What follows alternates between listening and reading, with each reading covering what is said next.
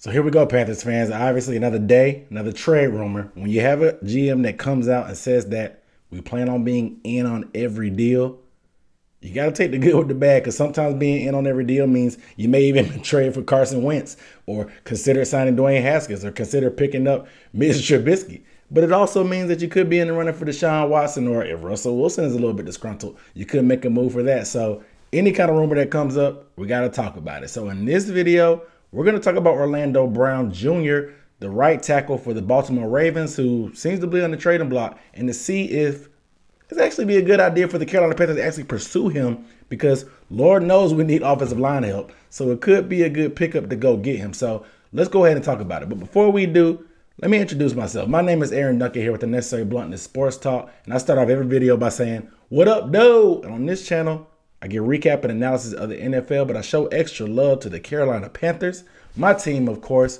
And if you want to make sure you stay up to date and don't miss any videos, please hit the subscribe button and the bell icon. That way you get notification, because YouTube doesn't always send out my videos to everybody that's subscribed. So the only way to make sure you get a notification is to hit the bell icon and to subscribe. So make sure you guys do that. Also, if you want to show a little love to your boy, go ahead and buy me a beer down below in the comments. There's a link to do that. I appreciate that. I stay thirsty, my friends. Dilly. I'll give you a shout out in the next video. Also, give the video a thumbs up, please, because it doesn't cost anything. It only takes a second, and it really helps me out in the algorithm when getting my word out, getting these videos out, because we got to talk about this stuff as Panthers fans, and there's a lot of news to cover, so people need to hear this. But hey, real quick, down below in the comments, let me know if you think the Panthers should actually make a trade for Orlando Brown over going after a trade for a quarterback like Deshaun Watson, because obviously whoever we get at quarterback is going to need some blocking, and getting a guy like Orlando Brown and having maybe Taylor Moton could be great. But I also want to know, what do you think is the asking price for him? What do you think is too high for him to, if the Ravens want too much? What do you think we cut it off at? You know what I'm saying? Is it the first pick that we have or the first two pick? Like, what do you think is the asking price for that? Let me know down below in the comments. So Orlando Brown Jr. tweeted, and I'm paraphrasing a little bit, that I'm not a right tackle. I'm a left tackle. Put me at left tackle. And this kind of came out of nowhere, because rarely do you see offensive linemen this outspoken. But obviously Orlando Brown Jr., being the son of Orlando Brown Sr., of course, who was a former player for the Baltimore Ravens, and he was pretty much a mainstay. And it's a little bit confusing to hear this type of notion come out, because Orlando Brown Jr. actually played left tackle this year after their starting tackle, Ronnie Stanley, went down with an injury midway through the year. It was kind of a weird thing, because, like, you have a Pro Bowl big time left tackle. Why would you get so bad about playing right tackle when you may be just as good as a guy at left tackle, but at the same time, when you have another competent piece, it's just confusing all around. But regardless, it seems like Brown is on the trading block, because the Ravens have been getting interest from teams, and they're going to want to get good value, because this is a great player. According to a tweet by Jason Lockenfora, I'm hearing multiple teams interested in Ravens Pro Bowl OT Orlando Brown, who has permission to stick a trade. Based on level of interest, good chance to trade that makes sense for all parties comes together.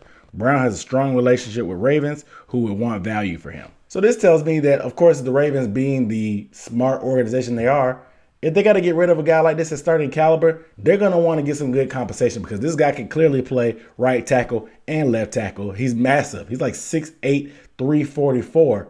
That's a lot of man to stand in front of somebody and pretty much get in the way and protect that blind side if you can get him at left tackle. He's a two-time Pro Bowler after being drafted as a third rounder in 2018.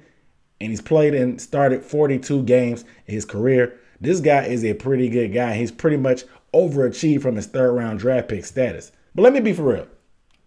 I told you it's weird to hear offensive linemen talking like this, but the main reason is because of money. Not necessarily because he wants money now, but he sees the writing on the wall, and him and his agent are probably smart. This guy's going to his fourth year and last year of his rookie contract. And playing right tackle, the money's not as good as being able to play left tackle. Even though he's fully capable of playing left tackle and probably used to playing that because that's what he played in college when he came out of Oklahoma, he knows that's where the bag is at. And it's about time for him to come up on his contract year. So he's trying to put himself in position to go ahead and get that bag. So he wants to play left tackle. And I get it. I can't blame you. Left tackle is a great coveted position because it protects the blind side of right-handed quarterbacks. So there's a premium to be paid, and there's a premium to be made by a guy like him. So I don't blame him. Because let's face it, if you're a guy like Orlando Brown and you look down the line of scrimmage to left tackle, you see Ronnie Stanley just got a contract for for 5 years and almost $100 million. I want a piece of that pie too if I could play left tackle. So I understand the upset. So should the Carolina Panthers trade for Orlando Brown? And my answer is, it's complicated. And there's more questions that come up when you ask this first question about should they trade for him. So let's go ahead and take a look at it. The pros is, like I said, Lord knows we need a left tackle for the future, a long-term answer. I've been on the record and I can show you that the Carolina Panthers have had a different starting left tackle every season since the year 2013 after Jordan Gross retired. And that's unheard of because that's coming up on 9 seasons of a swinging door at left tackle and you still not being able to find the answers. You got your quarterbacks beat up, like Teddy Bridgewater got beat up this year and then Cam Newton before, because you really didn't commit to putting a good left tackle. You tried with different GMs, different players, you swung and missed. So being able to get a guy like Brown, who was massive initially, that's just the basic part. Not to mention he's young and he's going to be hungry and he's a great run blocker that can just lean on guys. It would be perfect to be able to get somebody that you can leave in there for the next 10 to 12 years, especially if you plan on drafting a young quarterback or putting any kind of quarterback behind that line besides Teddy Bridgewater.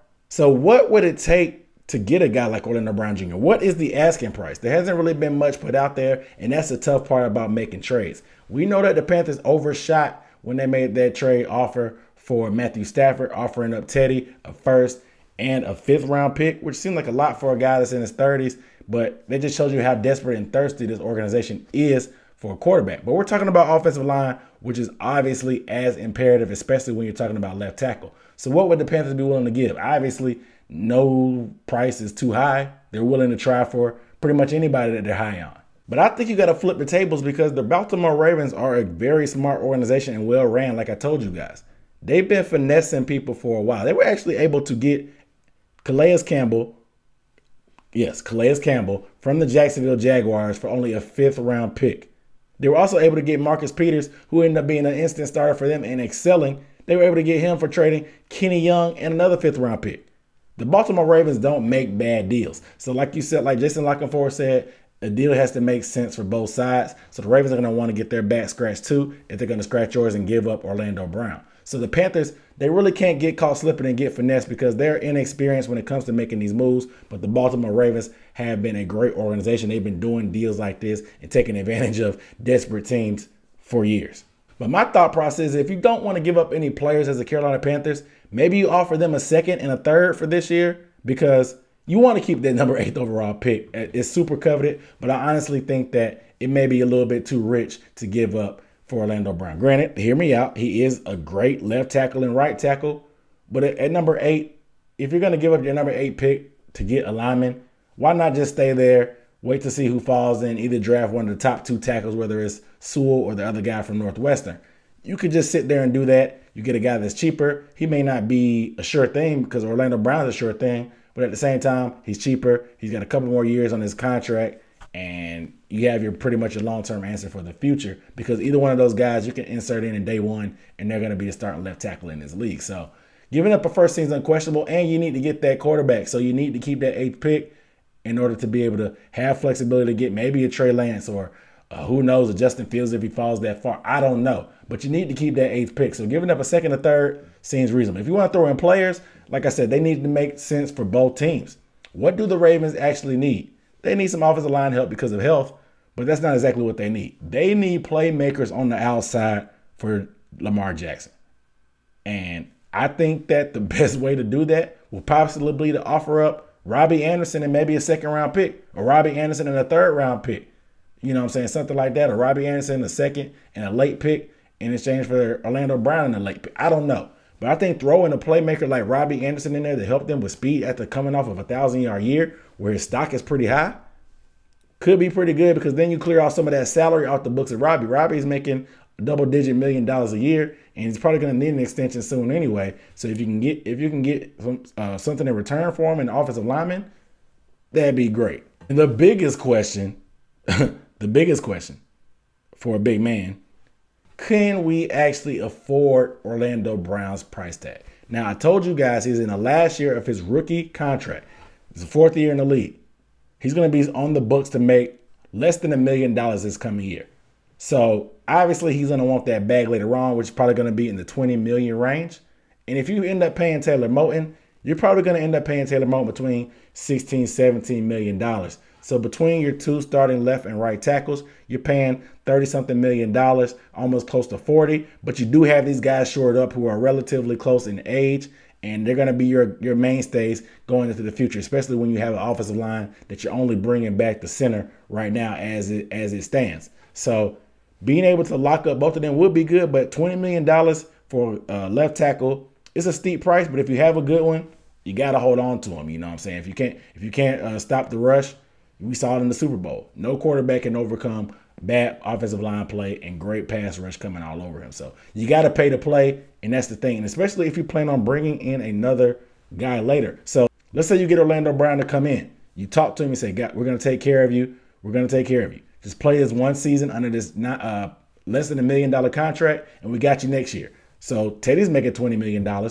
You cut him after this year, get him off the books, and then one more year passes, Luke Kuechly's retirement salary, which is probably around $11, $12 million in dead money, that's gone too. So you're talking about $30 million in cap that frees up. Now you can give that money to Orlando Brown, and with the cap going back up after COVID revenue is good, you still have money to extend DJ Moore, because DJ Moore's contract year will be coming up, and maybe you even ask guys like Shaq Thompson or Christian McCaffrey to restructure their contract to give you a little bit more space. But that's what you do. You pay everybody else, get your young quarterback on his rookie deal that'll be cheap and it won't hurt the cap space. You get rid of Teddy Bridgewater. Now you can afford both of these tackles. So you can make it make sense from a financial standpoint if you're really that confident and you really believe that much into building your offensive line. So if the Panthers front office is actually serious about being in on every deal, like they said, they have to do their due diligence on when the good players like this come up. If you did what you had to do as far as getting Matt Stafford, you got to get a guy like Orlando Brown to see what the Ravens are wanting. And to me, anything but that number 8 overall pick is up for grabs. And if they, like I said, they need playmakers. Do you offer up a Robbie? Do you offer up guys like that on the outside that they could use? Put some draft picks? Maybe, maybe not. So we'll see how this all turns out. But it'll be interesting to see as more news comes out how forward the Panthers were about this deal. How interested were they in this deal? How close were they to making this deal if they don't make the deal? So I'm hoping they do, because this is definitely something that you can build with when you have a great left tackle, a great right tackle. You can use draft picks to fill in those gaps in between with the guards and the centers. You're setting yourself up for the long term with 2 mid-20s offensive linemen that's going to anchor your line for forever, no matter who you put at quarterback. But you guys let me know down below in the comments, how do you feel? Do you think the Panthers should go for this trade and do what they need to do to get Orlando Brown? What is the asking price that is too high for a guy like him, who's a 2-time Pro Bowler that can play left tackle and right tackle? Let me know down below in the comments. But without further ado, I'm Aaron Duncan signing off. I'll see you next time. Peace.